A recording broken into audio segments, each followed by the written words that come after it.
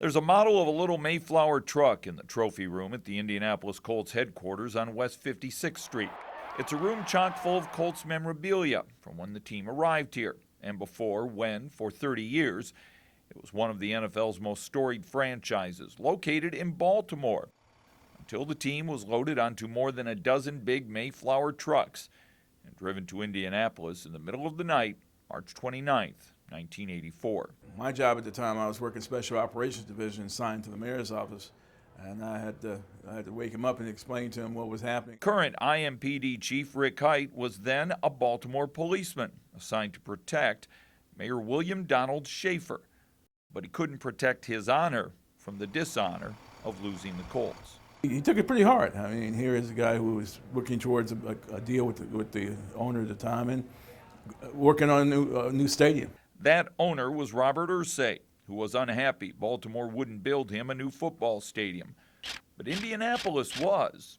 And then Mayor Bill Hudnut was doing it, even though he didn't have a team to put in it.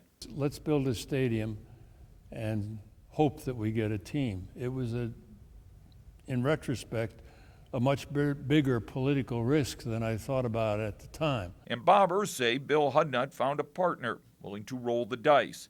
So he wrote him a letter on March 9th of 1984, promising 40,000 fans per game, free hotel rooms, and a fleet of Mayflower moving vans to bring the team to town. Just like the Mayflower trucks were given to us pro bono by Johnny B. Smith, who was the head of the Mayflower Company at the time. And the mayor's neighbor, too.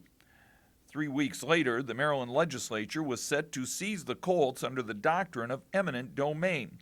So Irsay's man called Hudnut at noon on March 28th and asked, "How soon can you get those trucks here?" Pete Ward was a young administrative assistant working alongside Jim Irsay in the spring of 1984. Late that day, I was called into Jim Irsay's office and he said, "My dad says we're moving to Indianapolis tonight." It was a surreal night, it really was. We had a small staff and we had about 50 packers coming in.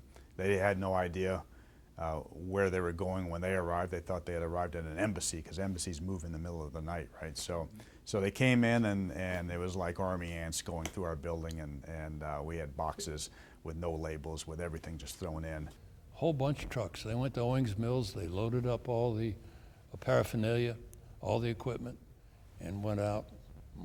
We're fanning out through Pennsylvania and through West Virginia and Virginia. They weren't one great, huge, long line. The moving vans took different routes back to Indiana because the Colts and Hudnut feared Maryland state troopers would pull over the trucks and seize the team's assets. Monday morning, they got outside of Indianapolis. They all did line up in a great, big, huge line. They all came in. I waved to them and said, "Welcome to Indianapolis," and so forth. That was exciting. So was the ceremony at the Hoosier Dome when 10,000 people showed up to cheer their new football team.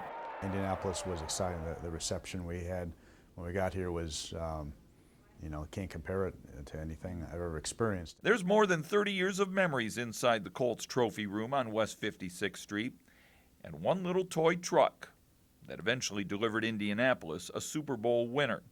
Because 30 years ago this weekend, a mayor with an empty stadium and an angry team owner hooked up on a Hail Mary pass. I don't know how long it was, but we were able to connect, and it's grateful. It was a big risk, as I said earlier. And yet, maybe when you're young and idealistic, you don't think about the risk, you think about the opportunity, which is what we did. No guts, no glory. Nothing ventured, nothing gained. Touchdown. Russ McQuaid, Fox 59 News.